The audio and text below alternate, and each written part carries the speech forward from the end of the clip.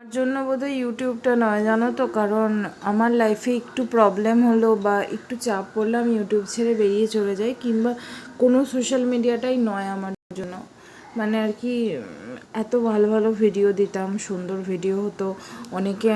অনেকে আমি আমার যে যতগুলো সাবস্ক্রাইবার হয়েছে তা আমি কাউকে বলিনি যে, আবার লিঙ্ক পাঠিয়ে বলিনি এই চ্যানেলটাকে সাবস্ক্রাইব করে দাও, আমার নর্মালি হয়েছে।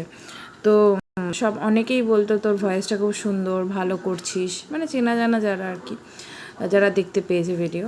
তো সেটাকে আর কন্টিনিউ করিনি। মানে আর কি কী বলো তো, মানে একটু চাপ পড়লো, একটু একটু জাস্ট এক্সটার্নাল প্রেশার এলো কিছু, আমি পুরোটা বন্ধ করে দিলাম। তো এভাবেই চলে আসছে, কিন্তু ঠিক করলাম না ভিডিও দেব, এবং কাল থেকে তোমাদেরকে আমার ভিডিও আমি শেয়ার করব ঠিক রাত্রিবেলা 9টার সময়। কিসের ভিডিও দেবো তোমরা সবাই দেখতে পাবে। যে আমি একটা সিরিজ তৈরি করতে চাই, কারণ কি বলো তো, এমনটা নয় যে সিরিজটা শুধুমাত্র মানে আর কি তোমাদের দেখানোর জন্য করছি বা কিছু, আমার নিজেরও খুব দরকারি। আমি ওয়েট লস জার্নি ভিডিও বানাবো কাল থেকে, আমার ডেইলি রুটিন বা ডিটক্স ওয়াটার বা খাওয়া দাওয়া যাই বলো না কেন, তো সেভাবে বানানোর ইচ্ছে আছে।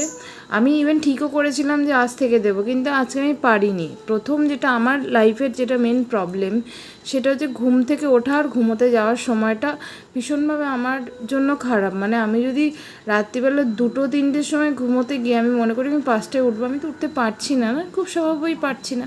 ঠিক সেম ব্যাপারটাই এখানেও হয়েছিল, আজকে আমার সাথে হয়েছিল। আর আজকে প্রচণ্ড বৃষ্টিও ছিল, যদিও বৃষ্টির দোহাই আমি চাই না, আমার নিজেরই প্রবলেম।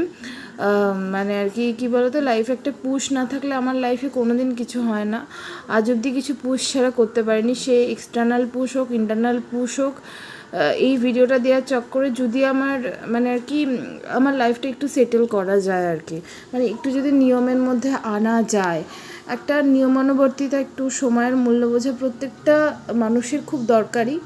এবং আমি সেটা করতে পারি না, কেন করতে পারি না আমি রিয়েলি জানি না। আমি সত্যি এটা নিয়ে আমি খুব মানে লোকের ডিপ্রেশনের অনেক কারণ থাকে, কারোর বয়ফ্রেন্ড ছেড়ে চলে যায়, কেউ অন্য অনেক বয়ফ্রেন্ড ছেড়ে চলে যাওয়াটা শুধু কারণ নয়, কেউ অন্য অনেকভাবে ডিপ্রেসড হয়। আমি ডিপ্রেশনে চলে যাই কারণ আমি সময়টাকে মেনটেন করতে পারি না, জানি না কীভাবে প্রোডাক্টিভ উপায়ে কাজ করতে হয়, সেটা জানি না বলে আমার ভীষণ ডিপ্রেশন লাগে। তো এখান থেকে মুক্তি পেতে কালকে থেকে আমি শুরু করছি, দেখা যাক।